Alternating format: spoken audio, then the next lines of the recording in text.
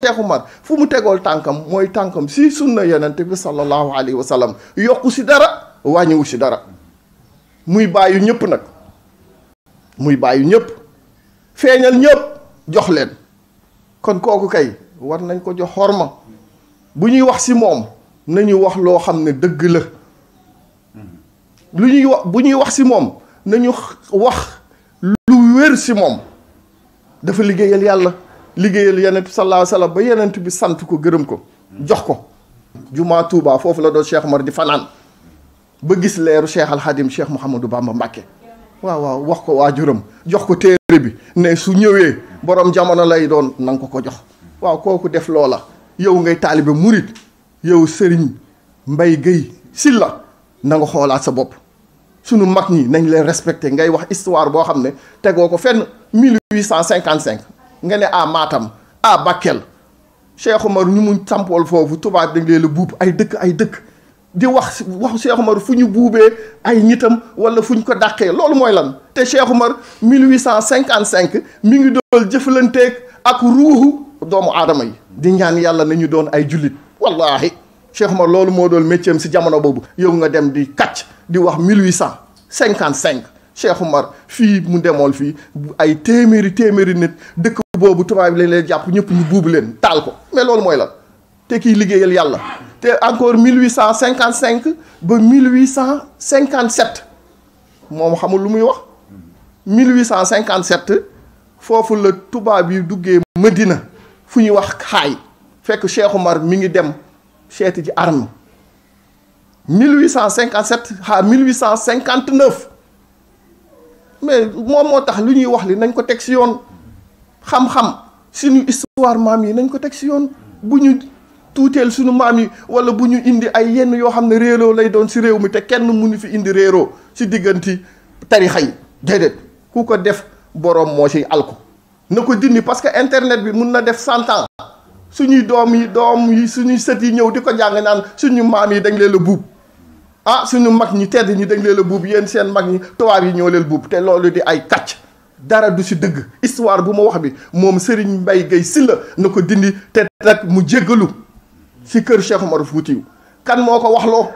ba muy wax ay histoire Cheikhna Oumarul Foutiyou loo xam ne tubaab yi dañ ko bind wala moom fan la ko jëlee na ko dindi du yoon te ngay jullit nga ne taalibe murid nga te Cheikh Al Khadim Cheikh Mouhamadou Bamba Mbacké radiyallahu taala anhu di doomu Cheikh Oumar Foutiyou radiyallahu taala anhu lii tamit du yoon bind loo xam ne di ko wax si ku tedd ku xam ne ku yàlla may la loolu nañ ko moytu ñun jullit yi surtout xale yi nañ leen yar si diine yar leen si lislaam jikko yi mun a rafet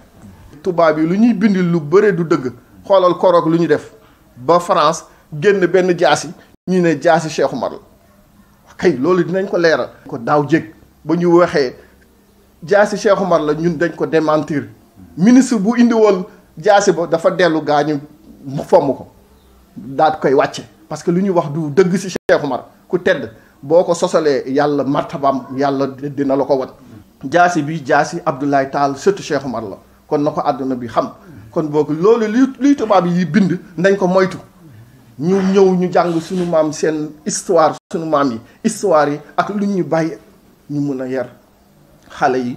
ci yoonu yàlla. li ma ci bëggoon a leeral mooy li indi wax ji mooy téere boobu yi nga xam ne boroom xam-xam yi gën a siiw ci réew mi taalif ko muy Iba Der Thiam moo indi coow téere bi jàngale histoire nag buñ ko dee wax buñ dee jàngale histoire dafa war a tege ci dëgg ak maandu nahnu naqussu alayka nabahum bil haqqi alxuraan sax dafa wax ne bu ma lay nett ndax man dama koy teg ci dëgg kon nag bu fekkente ne dañoo wax ne dañuy jàngalewaat histoire réew mi buñ koy def dañoo war a fexe ba teg ko ci ak maandu mooy tax mu am njëriñ ndax li mu war a jur kat mooy nit ñi xam seen démb xam seen histoire waaye nag bu fekkente ne dañoo wax ne dañuy jàngalewaat histoire réew mu jur fitna ci biir réew mi fenn fu ci ne ak daay dafa tàkk loolu amul njëriñ kon loolu war nañ ko xoolaat li nga xam ne nag moo ci fànn yoonu murit ndax man la ca des dama cee maandu ndax ñun ñëpp ñoo bokk luñ doon kenn ku ci nekk am loo gëm sa morom di la ko sàmm leen kon mënuma dugg ci kéelam wax ak kéelam wax waaye li nga xam ne bind nañ ko ci Sëriñ Tuubaa daal njuumte bari na moom loolu moom ka ko bind bu ko may dindiwaat na ko dindi ndax nit doo ko sosal wala nga tuumal ko te am na ci yu garaaw yu ci ne yoo xam ne bu demee ba nit ñi xam ko sax mën naa indi fi ne ci biir réew mi kon loolu moom nañ ñëpp xam ne yoonu murit rekk notre téere ba li fii defaraat ko ndax histoire boo koy bind danga war a sukkandiku ci ay version yoo xam ne yu bokkut lay doon ndax bañ koy bind daayira Rawdu Rayaahiin bi nga xam ne ñoo yor loolu ci wàllu yoonu murit bañ ko déggee kenn woowu leen ca waaye ñoom ñoo yëglu wax ak ñoom ñu invité leen ca ndaje bu njëkk ma ñu dem ca yabal fa délégation ngir ñoom it bokk na ca lañ leen waxoon mooy nii ñu def ñoom na ngeen fexe ba def ko kër gi li yëpp Sénégal na ngeen woo ñëpp kenn ku ci ne wax leen seeni version ngeen boole ko dajale ko pour mu mën a doon lu wóor waaye ñoom nee nañ boobu dañu mujj xamaat ñoom dara kon buñ jekki-jekkee bind loo xam ne ci histoire Sëriñ Tuubaa dara am na ci yoo xam ne wérul wala sukkandikukaay yi wérul ndax naa joxe benn firnde bu gàtt rek am na ci benn ci masdar gi boo xam ne dafa wax ne Sëriñ Tuubaa ci sariya ak diinu ji seet la nekkoon njëkk maam Cheikh Ibrahima Fall di jëblu kon loolu la muy junj ñëpp xam nañ ko sa loolu téere ba ka ko génne woon ñëpp xam nañ ko Serigne Maodo Touré ba coole bare ba nar a indi fitne ci réew mi da leen woo dajale téere yëpp lakk ko kon bu sukkandikuwaatee coole njuumte la am na ci feneen yu bari foo xam ne dafa wax ne maam Cheikh Anta moom ak maam Thierno te maam Thierno yu bari na ci ak histoire yu bari loo xam ne bokk na ca lam ci wax it nee na Maam Mor Anta Sali tëltoon jàngi de moo tax Sëriñ Tuubaa génnoon dem jàngi te loolu di Maam Mor Anta Sali daaram bokkoon na ci daara yi gën a mag ci Sénégal dañ daa wax ne sax université la ndax léppoon ci réew mi ca yooyu jamono bu nit daa jàng ci barab dañuy wax ne kii dafa fànnu ci naxwu wala arud wala bayaan wala mantiq wala fiqh moom nag daaraam yëpp lay faral jàngale moo tax dañuy wax ne université la kon ñi ngi koy xamal moom ne ko bu fekkente ne bëgg na téere ba ñun ñu nangu ko te ni nga ko koy diggale ci suñu biir tam danañ ko koy diggale ci kër gi yëpp ndax ñoo ci waxte fenn fu ci ne na dem laaj leen ñu jox ko seeni mbind mu boole ko yamam ñu dugal ko ci biir topp ko bu téere bi leer mu génn ñëpp xam ne amal na njëriñ Sénégal waaye nag mëneesu sa bàyyi histoire ndax adduna day dox te mbind du fi dugg buñ ko bàyyee noonu bu continuer jëmmi jamono ñay dikkaat danañ jàpp ne histoire Sëriñ Tuubaa ndee dëgg kon loolu ñi ngi koy xamal ne ko daal ànduñ ci tey ànduñ ci ëllëg li fi defaraatuñ ko ba téere bi dëgg ci yoon loolu moom ñu ngi koy wax ci kanamu adduna sépp di ko xam bu fekkente ne nag nanguwuñ caa dellu si waat ginnaaw boobaa la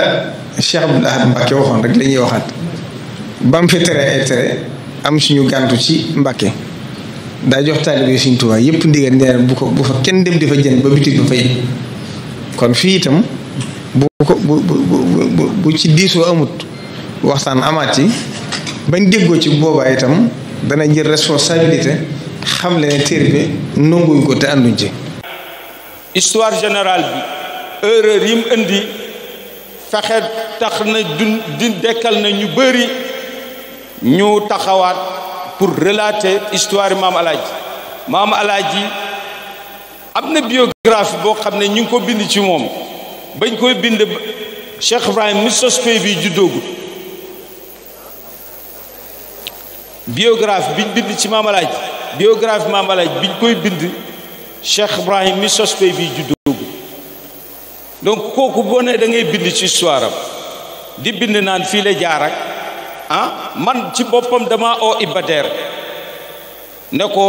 li nga wax am na 4 points yoo xam ne ay erreur la mu ne ma ban ak ban ma ne ko li nga wax ka ne ñaseen yi biñ ñëwee dañoo jaar Poroxaan soog a dem sos ma ne ko loolu amut ma ne ko ñese ma ne ko waa biñ jugee Jolof biñ ñëwee Mbiteen Waalo lañ dem fa lañ jugee dem sanc dëkk yi ñu sanc Saalum yépp mu ne ma bind nañ Mbiteen Waalo ma ne ko Mbiteen Waalo nekkut ci kenn tuddut mu ne ma deuxième point bi ban la ma ne ko amut solo sax waaye comme da ngay bind histoire ne da nga koy bindaat mu leer ma ne ko maam Alaaji sancut Taïba Niassène mu ne ma troisième point bi ma ne ko li nga wax que ne kii dafa dem Fass ci maanaam lu mel ni ndigali Seydi El Hadji Malick ma ne ko loolu itam amut ndax moom ba muy dem Fass Gambie la jugee wala en terre gambienne foofu la jugee parce que foofu la nekkoon en exil ma ne ko quatrième point bi mooy li nga wax ne ci école am la bokk mu ne ma moom ci boppam moom wax mu ne ma loolu ci suñ texte original bi nekku ci woon dañ ko cee dugal moom ci boppam moo ma ko wax waaye man dama ne après tout rek mooy ne sujet la boo xam ne mos cee xam dara ne dana ci bind te du laaj ñi nga xam ne ñoo ko xam loolu moo waral erreur yi yépp waaye incha allah jël nañ décision pour loolu yépp jeex. Estimez que les Sénégalais adhèrent à ce projet. Ah oui, je pense que malgré la controverse, les Sénégalais, parce que la controverse ne porte que sur les responsables de confréries. Mais sur tout le reste, c'est 5 volumes qui font au total près de 3000 pages, 2700 et quelques pages, sur lesquelles la partie qui concerne les confréries n'est quand même pas la plus importante. Je pense par conséquent que, sauf erreur de ma part, il me semble que les Sénégalais acceptent les autres parties qui ne font pas l'objet de contestation, et ces autres parties sont largement... Mais même s'il y avait une seule famille qui n'était pas d'accord sur ce qu'on a écrit sur elle et qui est prête à nous apporter des clarifications et des éclaircissements qui nous permettront de pouvoir corriger et de pouvoir améliorer, nous avons l'obligation morale de l'écouter, de recenser ses points de vue et d'essayer de trouver un compromis avec ces familles. Justement, Serigne Bass Abdou Khadre, porte-parole du Khalife général des Mourides, c'est la dernière réaction enregistrée sur cette histoire générale du Sénégal, estime qu'il y a eu beaucoup d'erreurs pour ce qui concerne le Touba. Vous le reconnaissez? Non, si on me signale les erreurs en question, nous pourrons échanger pour voir d'abord qu'est-ce que j'ai voulu dire. Un cas précis, Mor Anta Sali, oui. Vous auriez écrit dans votre ouvrage qu'il n'avait pas le temps d'enseigner. Non, et ça, Serigne Bass Abdou Khadre s'inscrit en faux. Non, mais je ne veux pas... Je ne veux pas à la réalité. Je ne vais pas engager de polémique avec Serigne Bass Abdou Khadre, qui est une autorité religieuse à laquelle je porte le plus profond respect. Et lui-même le sait. Il sait que je me suis déplacé jusqu'à Touba pour aller les informer de notre volonté de travailler sur la vie et l'œuvre de Cheikh Ahmadou Bamba. Vous avez fait le tour des familles maraboutiques? Je n'ai pas fait le tour de toutes les familles maraboutiques, oui. Parce que je n'avais pas le temps de le faire et en même temps d'écrire l'histoire générale du Sénégal. Oui. Mais il y a des familles maraboutiques auxquelles j'ai rendu visite. D'autres, je ne leur ai pas rendu visite. Oui. Avant-hier, Cheikh Tidiane Dem de Sokone m'a eu au téléphone pendant près d'une demi-heure pour me dire à quel point il voulait m'apporter ses encouragements et me demander d'essayer de continuer de poursuivre dans la ligne dans laquelle je m'étais engagé. La réaction, oui. Ailleurs, nous avons également reçu des soutiens, mais nous avons également reçu des critiques. Oui, la réaction de Touba, pour revenir à cela. Pour revenir à la réaction de Touba, oui. J'ai dans le travail que nous avons fait, consacré des pages à Mor Anta Sali, qui sont des pages de gloire, de succès, de sainteté, de responsabilité, n'est-ce pas? Ne fût-ce que parce qu'il a été le père d'une des figures les plus marquantes de notre histoire. Et parce qu'il a joué un rôle important. Même quand nous parlons des périodes pendant lesquelles il était placé sous les ordres d'un certain nombre d'autorités temporelles, nous le disons avec suffisamment de précaution pour ne gêner personne. Nous avons simplement dit que le fait qu'il était cadi, donc s'occupant de tous les problèmes de la communauté, quotidiennement, et qu'il soit également obligé d'avoir son centre d'enseignement, le placer dans une situation où il ne pouvait pas consacrer tout son temps à l'enseignement. J'estime que ça, c'est une situation que n'importe qui peut comprendre. Ça ne veut pas dire qu'il n'ait pas le temps d'enseigner. On a dit que le fait qu'il soit cadi s'occupant de tous les affaires de la communauté. Et le fait en même temps qu'étant cadi, il dispense un enseignement constitue pour lui une double charge qui fait évidemment qu'il ne peut peut-être pas donner tout le meilleur de lui-même dans ce qu'il faisait. Mais ça, c'était simplement pour montrer le contexte dans lequel les gens évoluaient. Ce n'est pas un jugement de valeur, ce n'est pas une caractérisation. Qui peut dire du mal de Mame Omar Anta Sali, qui a participé à la bataille de lutte menée par Maba Diakhou Ba, qui a été à Porokhane, qui fait partie de ceux dont l'action a permis la naissance de l'épicentre de Porokhane, qui a entretenu avec toutes les familles religieuses du Sénégal des relations d'une étroitesse, n'est-ce pas, et d'une profondeur qui font que aujourd'hui la communauté mouride se considère comme une communauté qui s'entend avec toutes les confréries au niveau du Sénégal. Et nous a laissé un héritage, un fils dont la dignité, dont la sainteté, dont la grandeur, dont le courage, dont les sacrifices, que moi-même j'ai été le premier à présenter comme étant celui qui a le plus souffert de la domination coloniale, celui qui a souffert plus que Nelson Mandela. C'est moi qui ai écrit qu'il a fait 32 ans de vie sans liberté et qu'il y a par conséquent, on ne peut pas dire donc Mandela a été le prisonnier qui a le plus souffert, n'est-ce pas? J'ai retracé toutes les étapes de la vie de son fils et toutes les souffrances qu'on lui a fait subir à tous les niveaux et dans tous les domaines. Et j'ai été chercher les sources qui étaient à ma disposition. Et quand je n'ai pas eu la possibilité de le faire, je me suis adressé à un certain nombre de spécialistes. Histoire du Sénégal bi ñoom professeur Iba Der Thiam doon bindaat ba am lu ngeen ca seetlu ni ak ndëngate la ngeen ni am na doxu ñaxtu bu ñu nas seen lañ la ci biir kay tey nga ni di nga porter plainte waaye moom professeur Iba Der Thiam bi RFM jokk ak moom biig nangu na ni njuumte am na te des na ko joyanti est-ce que kon matatina plainte ak doxu ñaxtu ci sa gis-gis.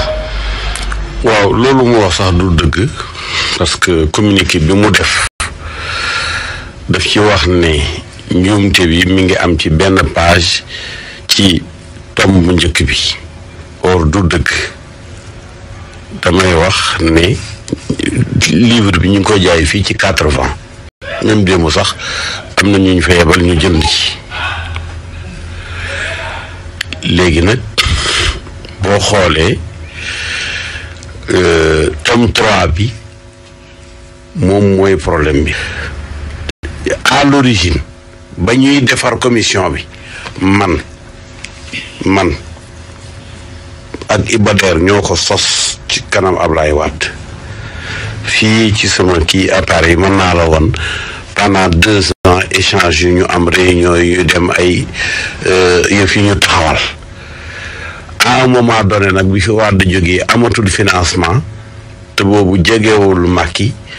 mu dem jaay affaire bi ancien maire Dakar muy Khalifa Sall kooku financé ko ba mu koy financé nag la jël daayira Tiwaawoon bi dafa waroon a wax ne tome 3 bi man de li ma bëgg man mooy Iba Der léegi dafa nekk de trop ci commission bi ci misaal gannaaw bu mu amee fan wu gudd bu deewoon tey est-ce que affaire bi day taxaw kon na jàpp ne dee na rek ñun ñu continuer liggéey bi mu rafet parce que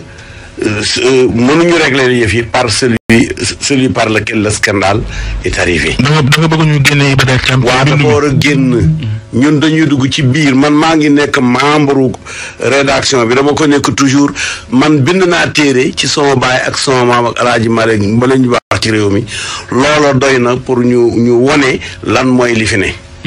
waaw kon nag je crois que comme ñun bindaluñ Tiwaawoon waruñoo bindal ci loo xam ne histoire générale du Sénégal waxuma nag kuy bind livre am wax ci lu ko neex. mais ñiy bind du Tiwaawoon moom moo bind. dama ne ñii bind ci turu ne lii mooy ñaseen xam lañu ñooñu mosuñu woon a bokk ci comité bi man maa ci bokkoon ak ñu mel ni man 80% des membres du comité ont été exclus par Iba Der Thiam te bu bëggee suba ma oote une réunion du comité chez moi. est-ce que loolu moo la metti tuuti itam ci coow li ci xarit sa tànk tubéy nii mooy maanaam li nga bokkul ci mbind mi. Babacar déedéet dañ ma ci décision pour ma bokk. histoire yi nañ war gaaw a leer yii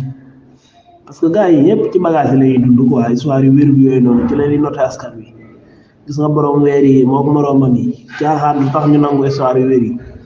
histoire moom Sénégal ku ko bëgg a xam da nga koy jàng ndànk ci bor ñi xam histoire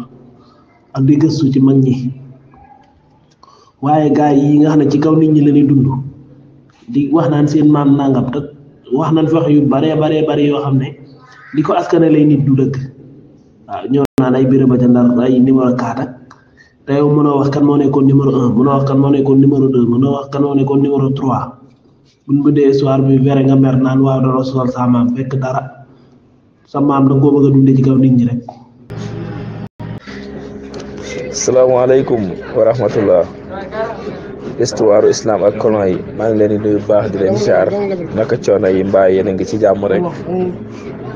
alhamdulilah ñun ñu ngi ci jàmm waaye di ñaan yàlla borom bi sàngal si ñun jàmm waaye li ma xam ci histoire Sénégal moom histoire Sénégal du neex teg ci taabal ji de du naqaree teg ci taabal ji mënta booy xool sax mën naa ne mënta nekk waaw tant que ñi ngi koy waxtaane moom histoire Sénégal moom du tege ci taabal ji ndax liy problème bi mooy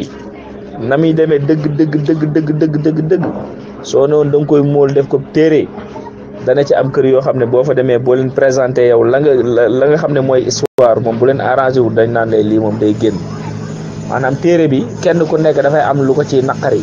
waaw kenn ku nekk dafa am lu ko ciy naqari te bu kër gu ci nekk bu fekkee dana ca am lu ko ciy naqari moom loolu mooy kon téere bi du mën a nekk waaw ndax histoire sax bu fekkonte ne moom dañoo jël engagement ñi war a jël engagement waaw ci seen xam-xamu bopp seen gëstu yu bopp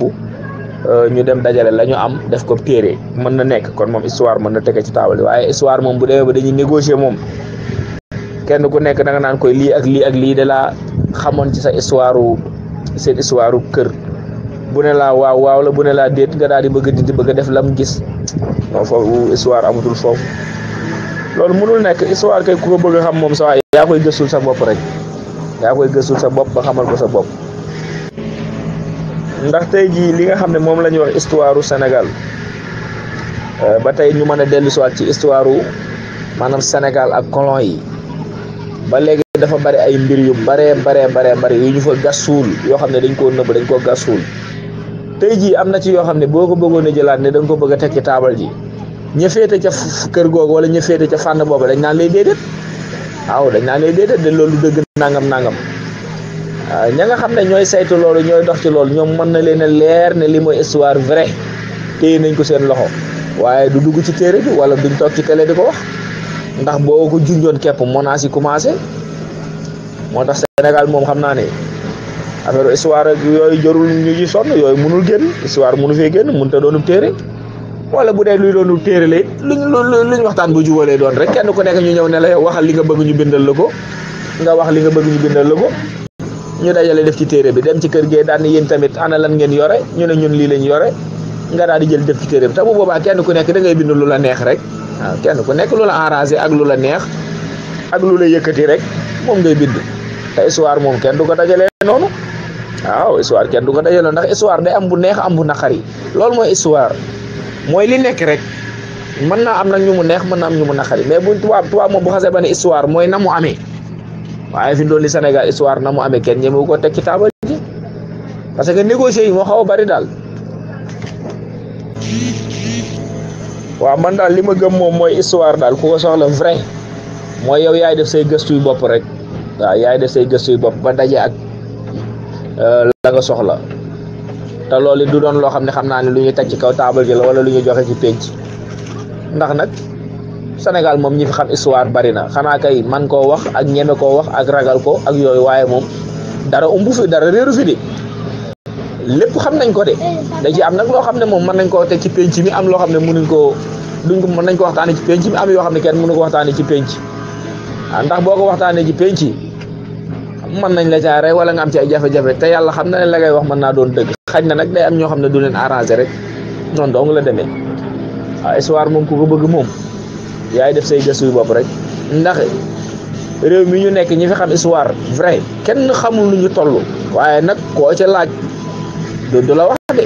waaw du la wax de wala da lay xoolaat sax ba xam yow la kan bu fekkee am na lum la ci munta bañ a jox ba mënu la ko bañ a jox daanaka mën nañoo xaw a wax ne da la koy déy. réew mi bari nañu xam histoire waaye ñi mënul koo wax ndax dafa am ñoo xam ne histoire moo leen yëkkati ci la ñuy dund histoire bu wérut waaw parce que histoire moom gars yi dañuy wax ne noonu la demee moom histoire bu wérut moom li gën a noot Sénégalais yi ci la bokk moo tax mu aaja leeral mais gis nga seen waajooju gisoo temps bi fi kii waxee Cheikh Omar Diagne ci histoire rek gars yi ku ne jug di ko saaga te pourtant li mu wax ba léegi amul ku ko weddi li doon def di ko menacé daga saaga suñ maam fekk sëgawul kenn moom li mu wax lu leer la te ay firnde la ci am te ba léegi day insister ci li mu waxoon te kenn dindeegu waaw te yu bëree bëri nag noonu la demee quoi gars yi dañuy ñëw wax ci wax ju leer mais noonu la ñuy def dañuy ñëw naan waaw kii dafa tuutal sa maam dafa wax naa nga même téere bi ki ko bind bi mu ko bindee noonu la gars yi tàmbaloon ku ne ñëw naan dafa tuutal sa maam li wax sa maam du noonu di wax sa waxi bopp ngir la défendre sa dund gi nga bëgg a dund ci kaw nit ñi waaw mais baax na rek ñu dem rek dana leer de du soobee yàlla waaw ndax histoire moom ni nga ko waxee noonu bu leeree dana bari ñoo xam ne dañ leen a wàccee woon fekk ne ñooy ponkal ya bari ñoo xam ne dañ leen a ajoon ci kaw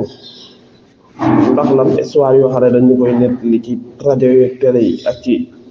tante yi waaw di ci dund suñu ñat ñu di leen jox xaalis ñu naan waajaa ko kooku du dara. waaye Cheikh histoire Sénégal du neex a teg ci taabal ji du neex a def ci téere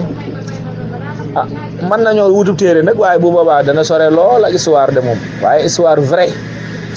mënut a dugg ci téere de du dem ci téere de waaw mën nañoo nag waxtaan dajale kenn ku nekk andi waaw ñu ne lii mooy histoire Sénégal vrai waaye su boobaa moom du doon histoire vrai de parce que histoire moom bu demee ba dañ koy négocier kenn ku nekk yow yaay andil sa bopp la la arrangé buñ la bëggee defal loo xam arrangé wala nga ne loolu du dëgg daal di déconné loolu du mën a nekk mënut a nekk ci téere même bu ñu dajee waxtaan ba jubóo luñ génne ci téere moom soo waay mooy ku ne da nga andil ku ne dañ naan la andil li la arrangé rek te andi bu boobaa mu nekkatul histoire ñu ko xam bari nañ de ñu ko xam Sénégal ak a bari du jeex waaye nag day doon loo xam ne moom kenn du ko mën a waxtaanee ci penc moom waaw kenn du ko mën a waxtaanee ci penc de ndax lañ cey nëbbu day bari. waaw lañ cey nëbbu day bari lool am na tey ji ñu jox faveur ñoo xam ne duñ faveur am na ñu suufeel ñoo xam ne bu ñu demee ci histoire dëgg ñu yëkkati ko la ñu doon waaw booy xool daal da nga naan ñi waroon a aj ay mbagg ñi nga xam ne dañoo waroon a aji mbagg ñooñu tey ji histoire da leen a rey bañ dee ña nga xam ne dañoo waroon a wàcce ay mbagg histoire